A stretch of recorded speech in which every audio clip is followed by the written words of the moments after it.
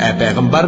میرے مومن بندوں سے کہہ دو کہ نماز پڑھا کریں اور اس دن کے آنے سے پیشتر جس میں نہ اعمال کا سودا ہوگا اور نہ دوستی کام آئے گی ہمارے دیے ہوئے مال میں سے پوشیدہ اور علانیہ خرچ کرتے رہے۔ اللہ ہی تو ہے جس نے آسمانوں اور زمین کو پیدا کیا اور آسمان سے مے برسایا، پھر اس سے تمہارے کھانے کے لیے پھل پیدا کیے اور کشتیوں اور جہازوں کو تمہارے زیر فرمان کیا تاکہ وہ سمندر میں اس کے حکم سے چلیں،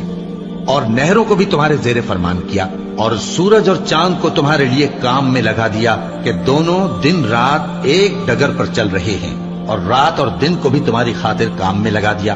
اور جو کچھ تم نے مانگا سب میں سے تم کو عنایت کیا، اور اگر اللہ کے احسان گننے لگو تو شمار نہ کر سکو، مگر لوگ نعمتوں کا شکر نہیں کرتے۔ کچھ شک نہیں کہ انسان بڑا بے انصاف ہے، ناشکر۔ لڑکے بالغ ہو جائیں تو ان کو بھی اسی طرح اجازت لینی چاہیے جس طرح ان سے اگلے یعنی بڑے آدمی اجازت حاصل کرتے رہے ہیں۔ اس طرح اللہ تم سے اپنی آیتیں کھول کھول کر بیان فرماتا ہے، اور اللہ جاننے والا ہے، حکمت والا ہے۔ اور بڑی عمر کی عورتیں جن کو نکاح کی توقع نہیں رہی اور وہ زائد کپڑے اتار کر سر ننگا کر لیا کریں تو ان پر کچھ گناہ نہیں، بشرطے کہ اپنی زینت کی چیزیں نہ ظاہر کریں، اور اگر اس سے بھی بچیں تو یہ ان کے حق میں بہتر ہے،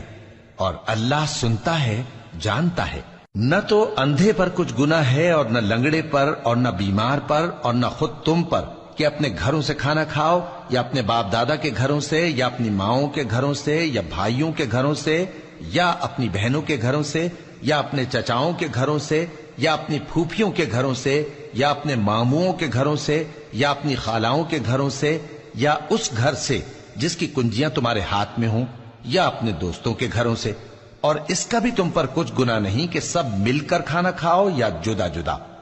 پھر جب گھروں میں جایا کرو تو اپنے گھر والوں کو سلام کیا کرو،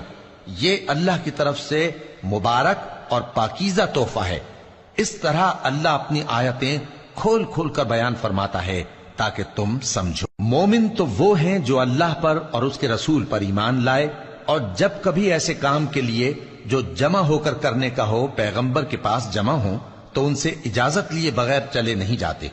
اے پیغمبر، جو لوگ تم سے اجازت حاصل کرتے ہیں وہی اللہ پر اور اس کے رسول پر ایمان رکھتے ہیں، سو جب یہ لوگ تم سے کسی کام کے لیے اجازت مانگا کریں تو ان میں سے جسے چاہا کرو اجازت دے دیا کرو،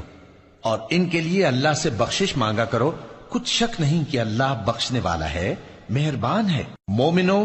پیغمبر کے پکارنے کو ایسا خیال نہ کرنا جیسا تم آپس میں ایک دوسرے کو پکارتے ہو، بے شک اللہ کو وہ لوگ معلوم ہیں جو تم میں سے آنکھ بچا کر کھسک جاتے ہیں۔ تو جو لوگ ان کے حکم کی مخالفت کرتے ہیں ان کو ڈرنا چاہیے کہ ایسا نہ ہو کہ ان پر کوئی آفت پڑ جائے یا تکلیف دینے والا عذاب نازل ہو۔ دیکھو، جو کچھ آسمانوں اور زمین میں ہے سب اللہ ہی کا ہے، جس طریق پر تم ہو وہ اسے جانتا ہے، اور جس روز لوگ اس کی طرف لوٹائے جائیں گے تو جو عمل وہ کرتے رہے وہ ان کو بتا دے گا،